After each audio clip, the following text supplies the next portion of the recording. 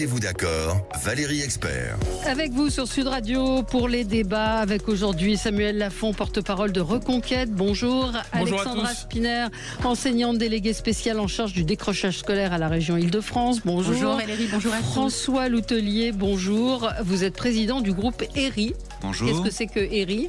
ERI, c'est une société de services et de travaux bâtiments et infrastructures qui emploie 1200 salariés, dont 850 ouvriers. Très bien, c'est un plateau très éclectique avec des personnalités de la société civile, du politique, chef d'entreprise, Mathias Leboeuf, et nous avons même un philosophe. Bonjour, journaliste et philosophe, et votre dernier livre, Petit éloge, Petit traité de la lenteur. Petit traité de la lenteur, absolument, qui est paru chez Guy Trédaniel. Exactement. Les députés ont adopté le texte sur la création d'un droit de mourir, oui, avec de nombreuses réactions. Ce matin, on a appris que la Cour d'appel administrative de Toulouse autorise la reprise du chantier de l'A69. Donc on est dans un... vous qui êtes dans la construction, ça va vous intéresser, mais on avait entamé ce chantier. Les recours n'avaient pas été purgés. Le tribunal vient donc décider de la reprise du chantier. François Bayrou qui demande un effort à tous les Français. Oui, mais lequel ? Et puis les plus de 50 ans qui sont désormais majoritaires dans le corps électoral. Information intéressante. Vos coups de cœur, vos coups de gueule. Alexandra, on va commencer avec vous.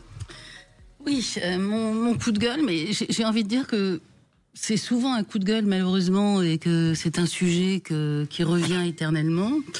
C'est une élue écolo qui, à l'occasion du conseil d'arrondissement du 20e arrondissement, a tenu des propos d'un antisémitisme crasse, complètement décomplexé, s'appuyant sur une citation de Gaulle que évidemment elle n'avait pas comprise, pas lue en entier. Enfin, c'était la bêtise triomphante. Mais voilà, je trouve que dans un arrondissement qui a quand même connu déjà des actes antisémites très graves, avec une communauté juive importante, je trouve ignoble qu'une élue puisse tenir des propos pareils. Alors les propos... Elle s'appelle Lila Djellali. Oui, il ne faut pas qu'elle ne reste pas dans l'anonymat. Lila Djellali. Alors on connaît tous les épisodes d'antisémitisme des écolos. Alors les plus connus, on a eu l'épisode Médine, on a eu la carte de la Palestine sans Israël, on a eu Gage l'a un petit peu cherché et toutes sortes d'exemples comme cela. Mais les propos, on n'a pas vraiment besoin de les commenter. Chacun mesure leur gravité. Le jour où on rassemblera au même endroit les Juifs, nous avons peur aujourd'hui qu'ils puissent devenir des dominateurs, qu'ils fassent l'impensable. Elle parle d'une citation du général de Gaulle. Oui, enfin elle a dû lire. Elle a dit qu'elle n'aurait pas dû reprendre cette citation, etc., etc. Et David Béliard, rendons-lui grâce. C'est ironique, confirme qu'elle va suivre une formation spécialisée dans la lutte contre l'antisémitisme. C'est ça qui est absolument dingue. Le grotesque de la réponse. Parce que chacun mesure la gravité des propos et comment il conjugue antisémitisme et complotisme.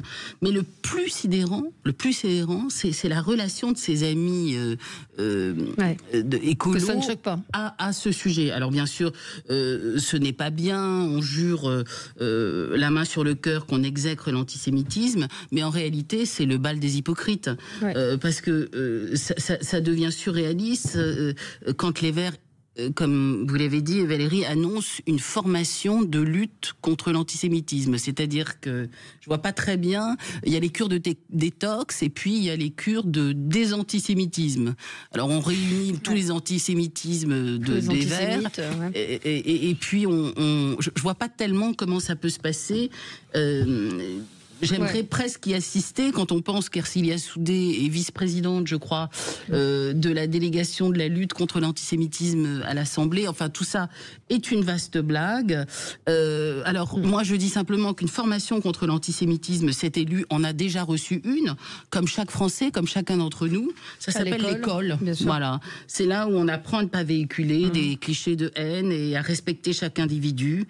Qu'on n'est pas dans le monde imaginaire des Verts. Voilà, donc ça m'a beaucoup choqué. Mais écoutez, très simplement, vous savez que pendant des décennies, on a la gauche, l'extrême gauche qui, et ça a été reconnu par Lionel Jospin, pour par tactique électorale, à traiter un peu tous ses adversaires politiques de fascistes, d'extrême droite, etc.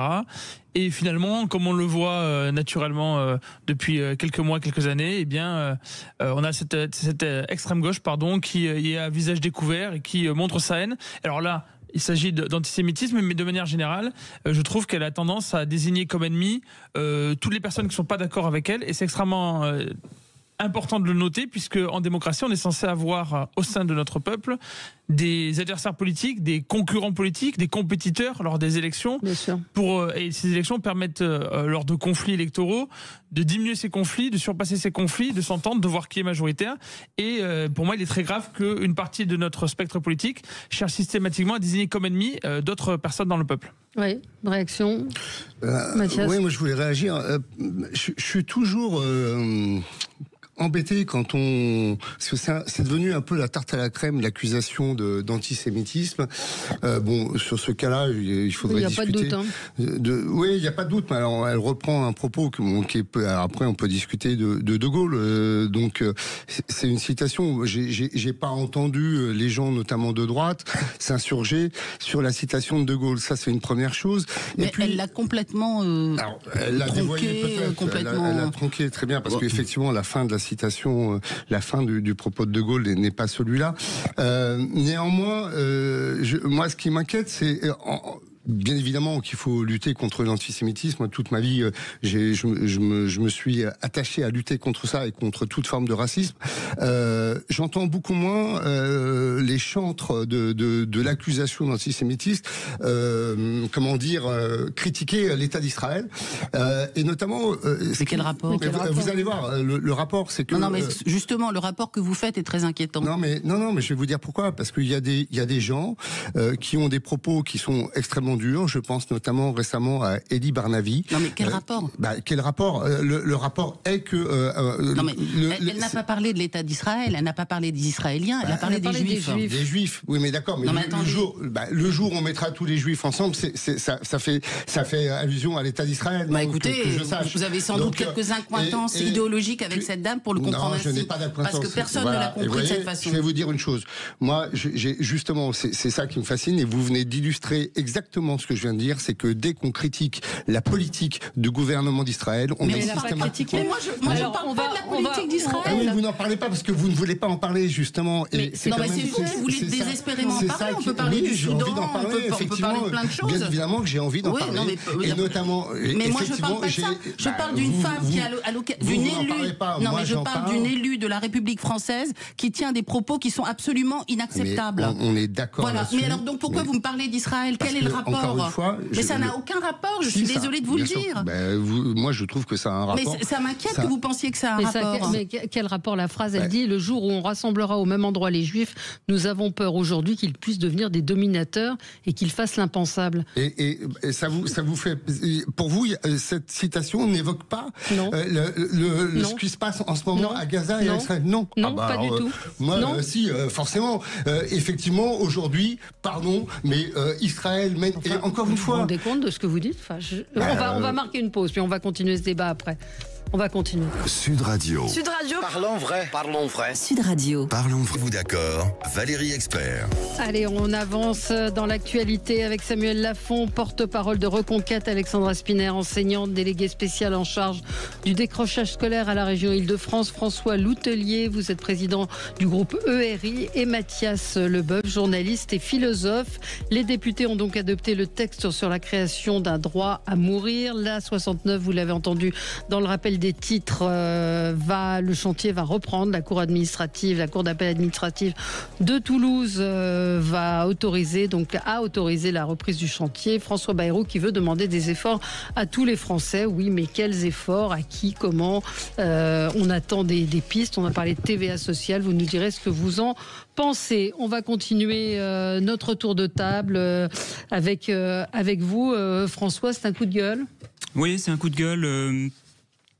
Peut-être introduire mon coup de gueule par un petit commentaire sur les échanges un peu virils qui viennent de se tenir. Moi, je pense qu'on a autant pour moi. Oui. Je pense qu'on a intérêt à faire attention, nous les les chanceux de cette société, sur les prises de position très radicales. Je te donne un coup quand j'ai pris un coup. Par définition, je suis apolitique en tant que patron d'entreprise. La politique n'a pas sa place en tant que telle dans l'entreprise, même si l'entreprise et le groupe que je préside est politique par essence, puisqu'il a une raison d'être sociale et sociétale.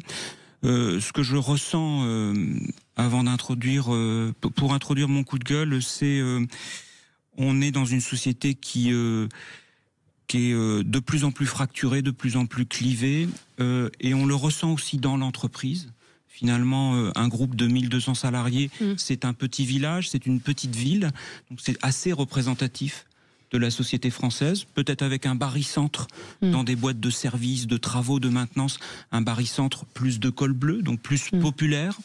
Et moi, je pense qu'on a intérêt à faire attention, nous les dirigeants, moi, président de groupe, sur les prises de position, aussi convaincue soit-elle, aussi noble soit-elle politiquement, lorsqu'on est observé par nos administrés, nos citoyens, nos salariés et nos parties prenantes internes pour ce qui me concerne. Mais vous y êtes confronté en interne à ces clivages, je ressens ça. Alors d'abord parce que on est sur une planète, sur une plaque régionale, dans une Europe, dans un monde et dans un pays qui va pas bien psychologiquement, même si en prenant un peu de recul, moi, éternel optimiste, je considère qu'on va pas si mal que ça et que finalement reconnaître qu'il y a plein de choses qui vont bien et qu'on peut changer le monde en partant de quelque chose qui est pas si mal que ça, c'est peut-être plus courageux, plus énergivore, et ça nous impose peut-être de sortir d'une zone de confort dans laquelle on est bien installé.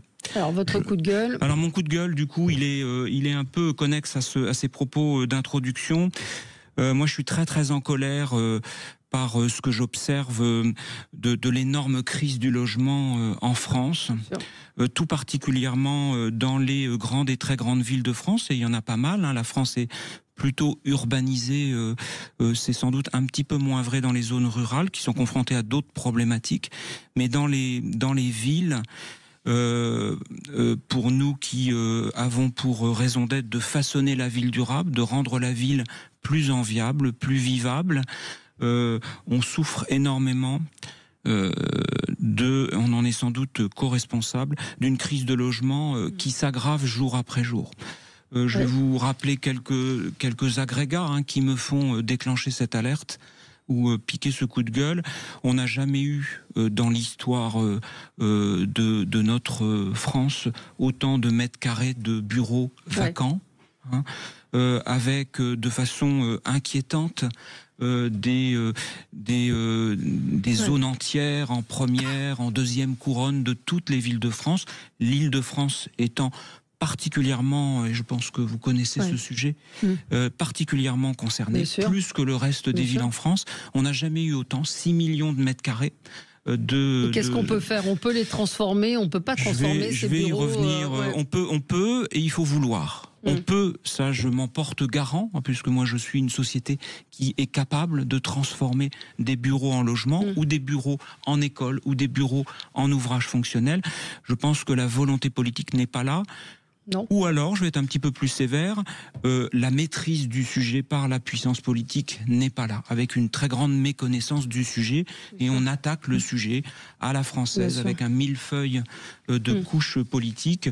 On n'est pas collé au territoire, on n'est pas collé aux vrais usages et à ce vrai problème. Je voudrais quand même vous donner d'autres éléments, si je peux me permettre. Pourquoi est-ce que ça s'aggrave, et ce coup de gueule de ce matin, il est encore plus fort que celui d'hier matin? C'est parce que la crise, l'incertitude et la souffrance d'un certain nombre de couches populaires en France, et j'en ai beaucoup dans l'entreprise dont j'ai la responsabilité, fait que le logement tourne encore moins vite, on accède encore moins vite à la propriété. On est cramponné à un logement quelquefois trop grand parce qu'on est senior et on vit depuis 40 ans dans un logement qui est devenu beaucoup trop grand, et on prive des familles avec des enfants d'entrer dans des logements dont ils ont besoin. Et ça, jour après jour, nous qui travaillons avec passion pour les bailleurs sociaux partout en France, partout en Île-de-France, on le crie collectivement en disant ça va mal finir. Et pourquoi ça va mal finir? C'est parce que je suis, ça rebouclera avec mon introduction, je suis très préoccupé par l'incidence sur le vivre ensemble que ça peut avoir. Je pense qu'il ne faut pas exclure, si on ne traite pas ce sujet dans un format plan Marshall, de retrouver les excès de la France. On l'aime comme ça, mais quelquefois, quand elle est excessive, on retrouve ces excès dans les rues avec une aggravation des fractures qui nous concernent. C'est clair que c'est une vraie problématique et on voit qu'il y a de plus en plus de... C'est la prochaine bombe sociale qui menace de nous exploser au nez. Nous, à la région, on est évidemment très engagés sur ces sujets-là, puisqu'on a investi près de 300 millions d'euros pour la création de logements sociaux. Parlez bien dans le micro, on crée des logements sociaux familiaux parce qu'on est attaché à la mixité sociale, évidemment que c'est le sujet majeur qui nous attend. C'est le sujet qui concerne nos salariés. Quand on entre dans la ville le jour et la nuit, cette nuit, j'étais encore sur un chantier avec des ouvriers qui travaillent pendant que nous on dort, ou pendant que vous dormez. Eh bien, on fait entrer des ouvriers qui vivent de plus en plus loin des périscentres. C'est la difficulté pour les restaurateurs aussi, de trouver des salariés. Le ramassage des ordures, tous les travaux, c'est-à-dire que gens qui sont relégués à des kilomètres et des kilomètres des centres-villes. Comme vous l'avez dit Valérie, ça risque d'être la prochaine bombe sociale. Et là, moi, je vous en parle ensuite d'une autre bombe, c'est la santé. Pardon, mais je partage très volontiers.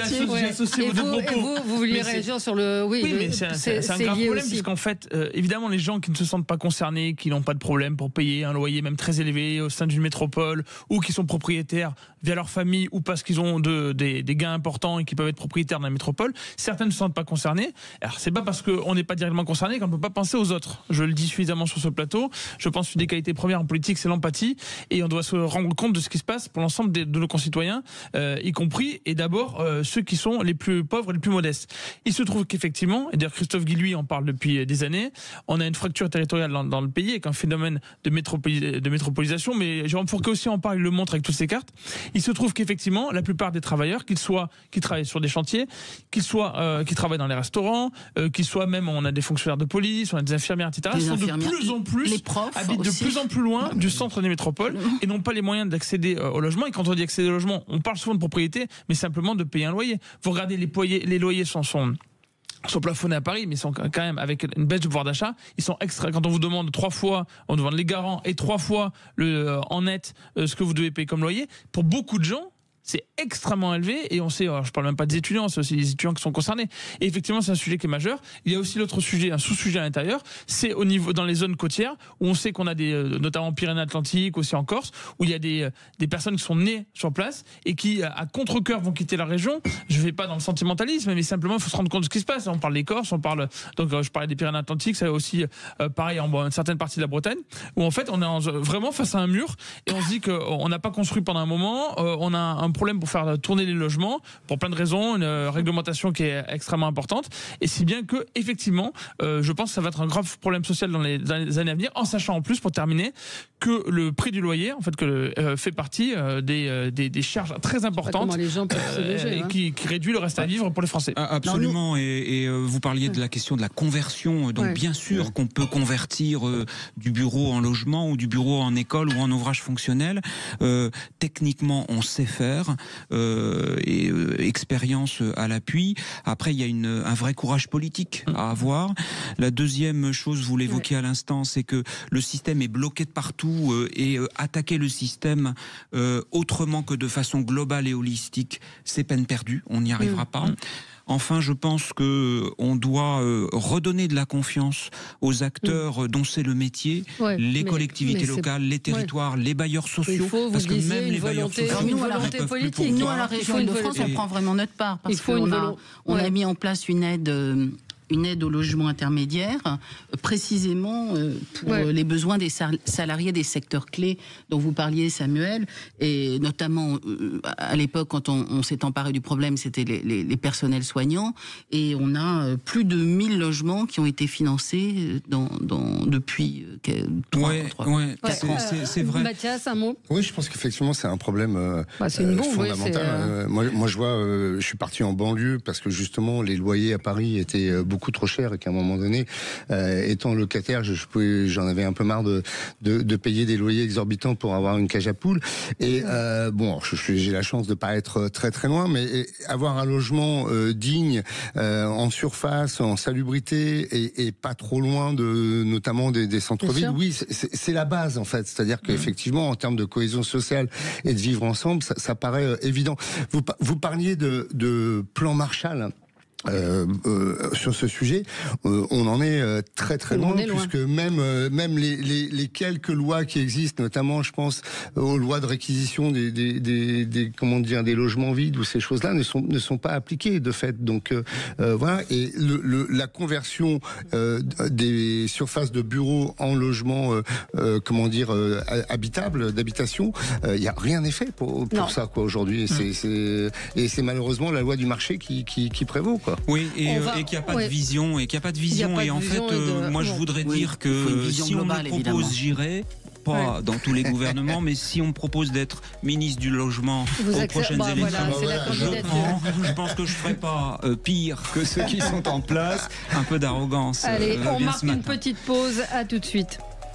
Sud Radio. Sud Radio. Parlons vrai. Parlons vrai. Sud Radio. Parlons vrai. Êtes-vous d'accord? Valérie Expert. Allez, on continue. Alors, vous n'avez pas fait votre coup de gueule encore, Samuel? Oui, on plaisantait en antenne, mais soyons plus sérieux. Parce que j'ai un coup de gueule contre l'état de notre système de santé en France qui se détériore. On parlait à l'instant du logement, mais je pense que la crise actuelle, c'est celle de la santé. Ça monte depuis des années. On a plusieurs sujets en même temps. Les déserts médicaux qui se multiplient, mais malheureusement, quand on est parmi les décideurs, donc dans les métropoles et surtout à Paris, on ne se rend pas compte de ça. À Paris, vous pouvez avoir un rendez-vous chez ophtalmo en une semaine, vous pouvez voir tous les spécialistes que vous voulez. Vous avez essayé? Moi, je sais que l'ophtalmo où je vais, on peut prendre en une semaine, et ça m'a surpris par rapport. Est-ce que vous pouvez peut-être donner ses coordonnées, s'il vous plaît, et qui est conventionné, etc. Non, mais son nom, Samuel, c'est un sens. Le mien, c'est octobre. Là, maintenant, c'est pas de rendez-vous avant le mois d'octobre. On est au mois de mai. Je sais pas quel est votre ophtalmo, mais moi ce que je vois, c'est qu'il y a des centres même pour les dentistes. À Paris, on a un accès à énormément de soins très facilement, ou même aux hôpitaux.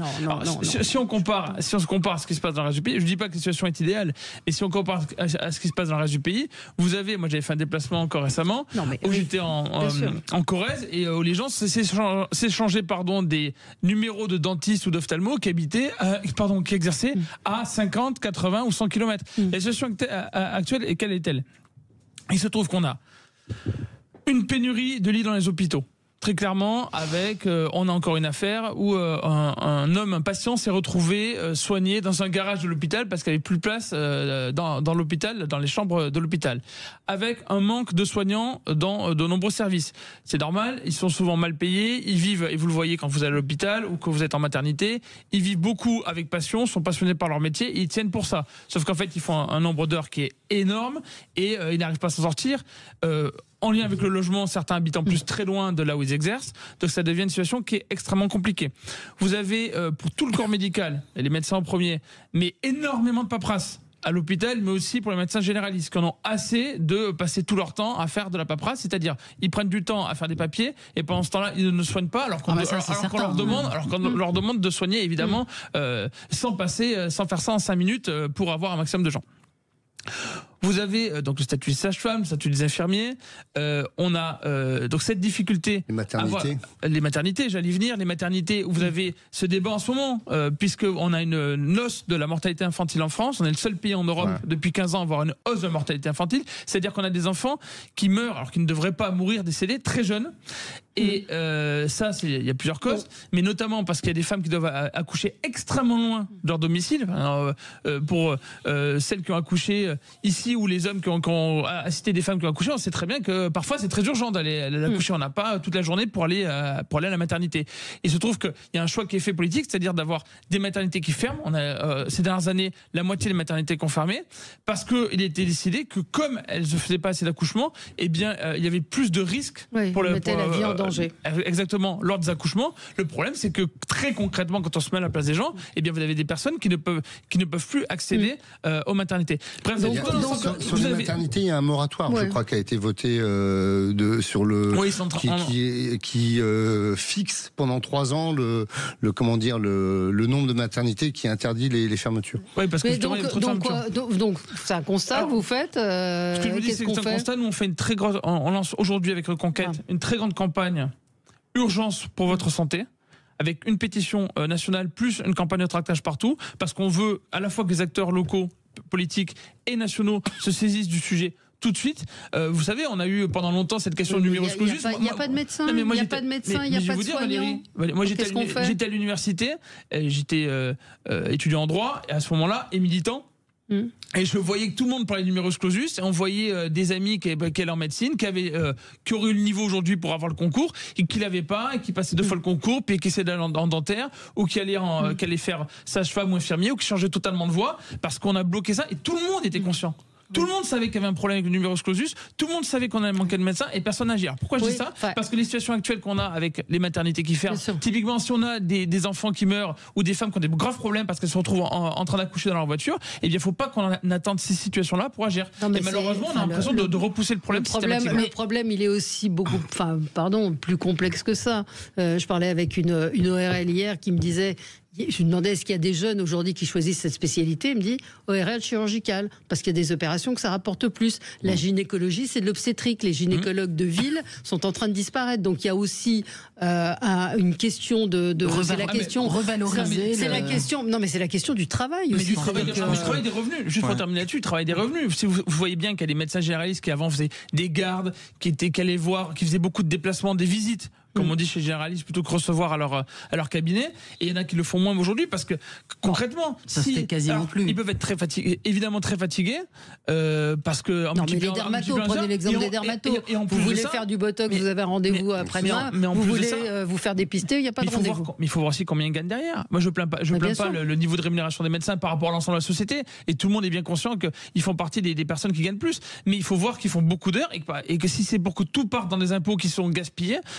Eh bien, ça donne pas envie de faire ce travail-là. Alors, je voulais dire, Mathias, rapidement. Une fois n'est pas coutume, que je suis totalement d'accord avec le constat que fait Samuel et donc Reconquête. Et je voulais ajouter une chose, c'est qu'en plus cette situation, qui est une situation effectivement très préoccupante, c'est les plus précaires qui en pâtissent. Les enfants, les jeunes, les vieux qui peuvent pas forcément se déplacer ou qui sont les plus fragiles socialement. Et les plus fragiles, c'est ça socialement. Donc ça ne fait qu'aggraver en plus un certain nombre de fractures. Et qui calculent. Pardon de compléter, mais vous avez des gens qui ne font pas de soins dentaires parce qu'ils se disent la prise en charge de la sécurité sociale sera trop basse et donc on va être très concret, on va nous faire un inlay et ça sera pas remboursé ou un onlay plutôt que faire ce qu'on faisait avant les composites, ça coûte trop cher, c'est 450-500 euros, je le fais pas, sauf qu'après ça s'aggrave, ça coûte plus cher à tout le monde in fine parce que c'est l'État qui va devoir payer une opération à une personne qui a des graves problèmes ensuite dans sa bouche et en plus la personne elle a des problèmes de santé pendant des années et ça lui vous a pas échappé parmi les causes racines je connais pas bien le sujet de la santé, mais en tant que prestataire aux hôpitaux et notamment hôpitaux publics, je le vois beaucoup. Il y a ce paradoxe, sans doute qu'il manque un certain nombre d'infrastructures, notamment dans les zones moins denses, mais paradoxalement, on a des infrastructures et quelquefois rutilantes neuves qui sont inexploitées faute de personnel. C'est-à-dire que quand bien même on augmenterait le nombre de médecins, le nombre d'infirmières, de soignants ou de soignantes, je suis pas sûr que ça résoudrait le problème si on travaille pas à la racine la question de l'attractivité du métier, de la reconnaissance des métiers et de la question de la rémunération, parce qu'on a une paupérisation et on le subit nous dans nos entreprises et en particulier, ça c'est assez nouveau je pense depuis l'après-Covid, on le voit dans les entreprises, nous une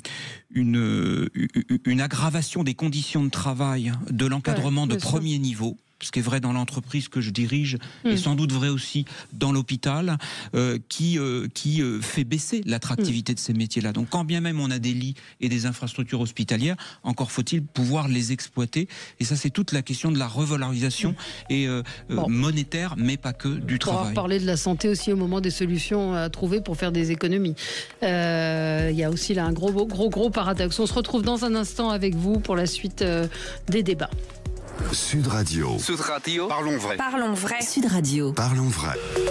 Sud Radio, le 10h midi, mettez-vous d'accord, Valérie Expert. De retour avec vous, oui, les coups de cœur, coups de gueule ont été un peu longs ce matin, mais je trouve que c'est bien parce que ça ouvre sur d'autres sujets. On n'aurait peut-être pas parlé du logement ni de la santé avec vous ce matin. On va faire avec vous, Mathias Leboeuf, votre coup de cœur. C'est un coup de gueule qui est un coup de cœur aussi, je vais être rapide.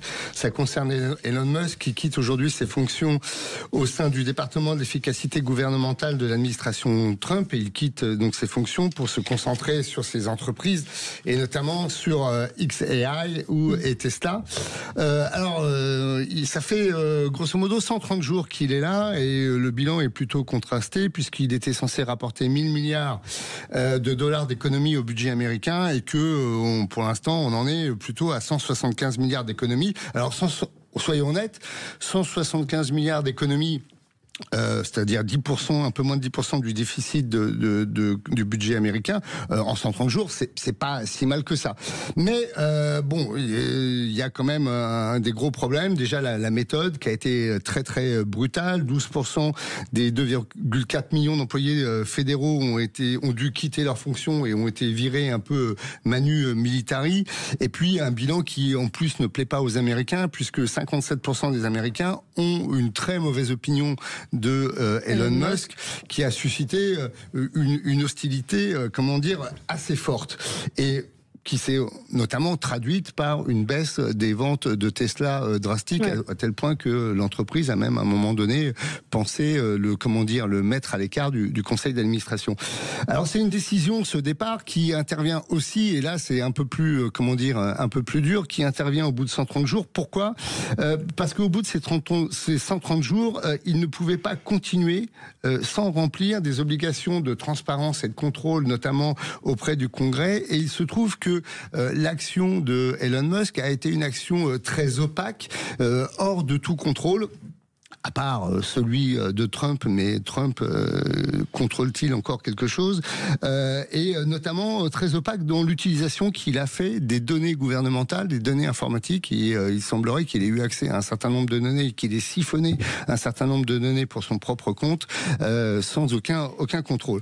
Ce qui a suscité d'ailleurs un certain nombre d'oppositions, à commencer par l'opposition de Donald Trump lui-même, puisque Donald Trump a été quasiment le premier à mettre des freins à l'action de Elon Musk, notamment sur les retraites, sur la santé les remboursements de santé et l'accès aux soins des plus âgés, mais aussi sur les questions de défense que Elon Musk voulait amputer là aussi largement. Dans l'équipe gouvernementale, il y a eu aussi beaucoup d'opposition, notamment de Marco Rubio, puisque Elon Musk a commenter la politique internationale de façon assez virulente en intervenant de façon un peu anarchique, ce qui a agacé Marco Rubio qui s'occupe donc des affaires étrangères. Et puis, sans parler du Congrès et des juges qui, pareil, ont mis un certain nombre de freins.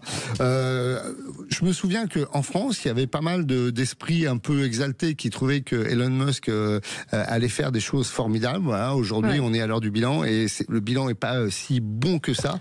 Et alors, il y a une chose qui était... Surtout, je vais peut-être le dire, c'est-à-dire que le jour où il annonce qu'il s'en va, il lance une fusée qui... Et alors voilà, deux choses. Le jour où il dit qu'il s'en va, il y a un plantage au niveau de SpaceX, la méga fusée Starship. Bon, alors ça peut arriver parce que on est quand même sur des technologies qui sont compliquées.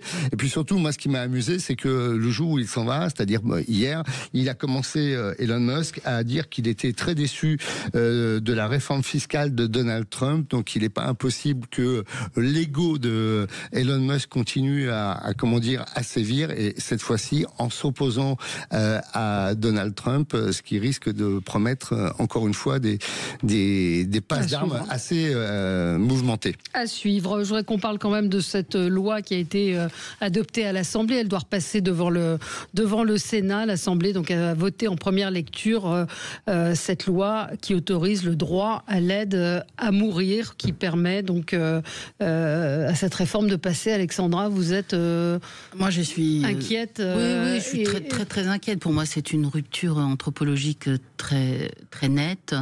On a déjà assisté à cela au fond au moment du Covid, quand on a privé nos morts d'enterrement digne de ce nom. C'était déjà une première alerte dans l'entrée dans une nouvelle civilisation. Moi, j'y suis totalement opposée. Je crois profondément que nous devons absolument être au secours des plus fragiles. J'ai détesté la façon dont tout cela s'est mis en place, des gens tirés au sort, dont la vie était plus important que des experts, que des soignants, que des gens qui accompagnent ceux qui sont dans la souffrance et qui sont condamnés à mourir. Pour moi, voilà. J'étais très triste hier. Pourtant, pour certains, c'est un progrès, cette loi. C'est un progrès. Vous savez, comme tous les progressistes vous expliquent que c'est un grand progrès, mais en réalité, c'est un recul énorme. C'est un recul énorme parce que, vous savez, une loi et d'ailleurs, je trouve que Philippe Juvin, auquel il faut rendre hommage, parce qu'il a été vraiment formidable dans les débats à l'Assemblée, et il a expliqué un exemple très frappant. Quand vous êtes dans la souffrance, que vous êtes dans une maladie qui vous empêche d'être autonome, que vous avez quelqu'un qui vient, pour être très concret, vous changer toutes les heures, vous voyez ?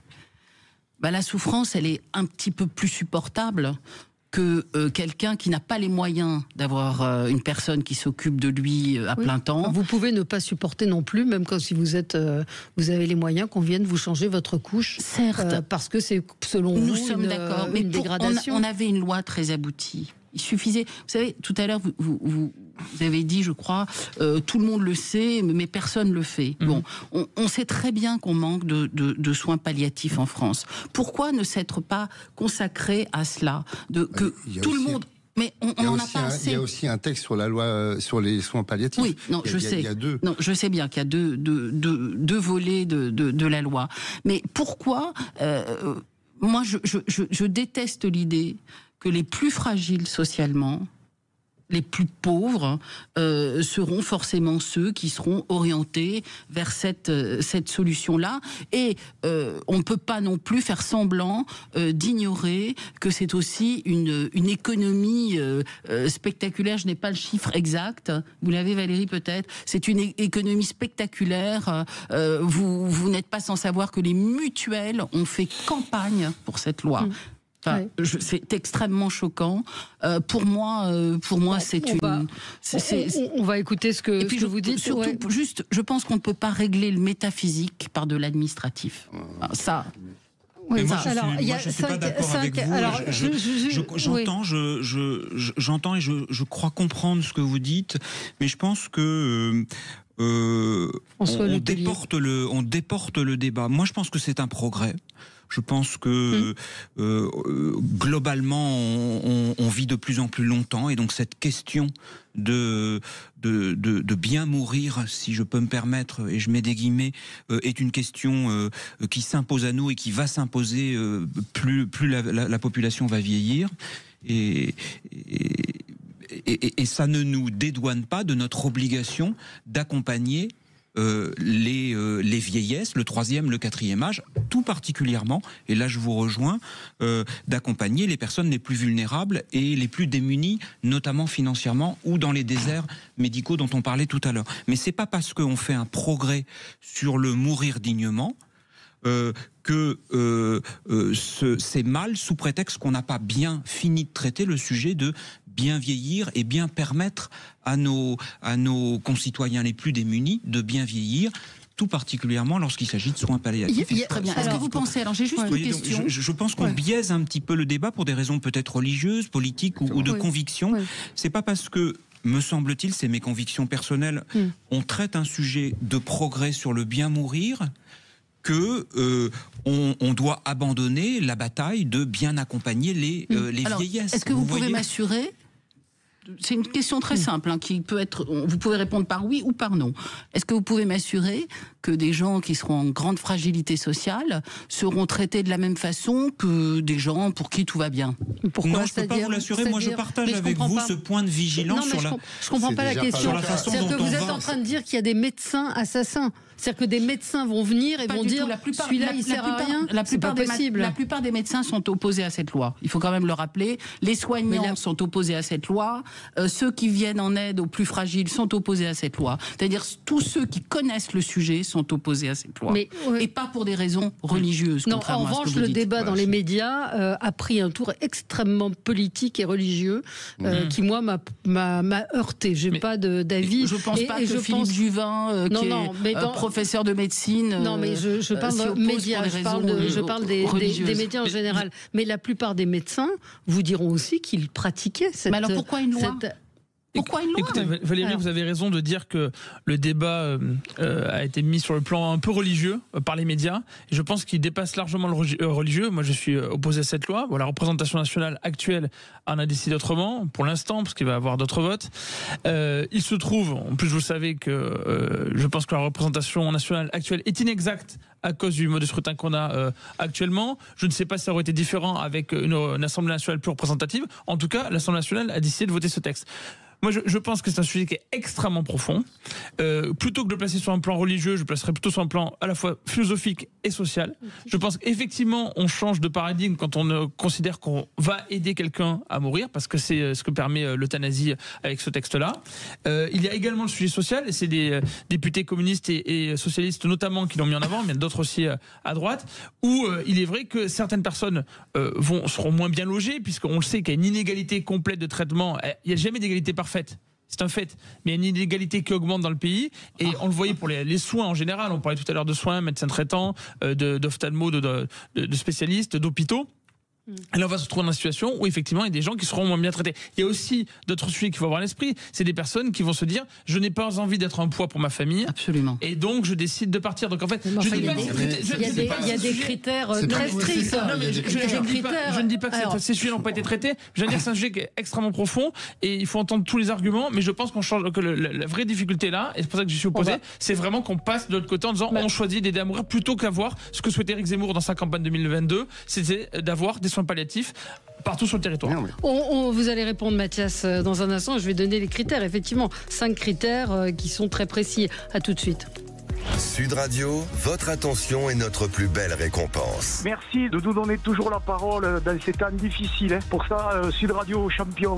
Sud Radio, parlons vrai. Êtes-vous d'accord? Valérie Expert. Et nous parlons de cette loi qui a été votée hier à l'Assemblée nationale. Je rappelle que c'est en première lecture. Ça doit passer au Sénat, puis revenir à l'Assemblée nationale. Il y a de fortes chances qu'elle soit amendée une nouvelle fois. Mathias Leboeuf, qu'est-ce que vous en pensez? Est-ce que c'est une avancée ou est-ce qu'au contraire vous avez des craintes comme Samuel et Alexandra? J'ai plusieurs choses à dire. Moi, je pense que c'est plutôt une avancée.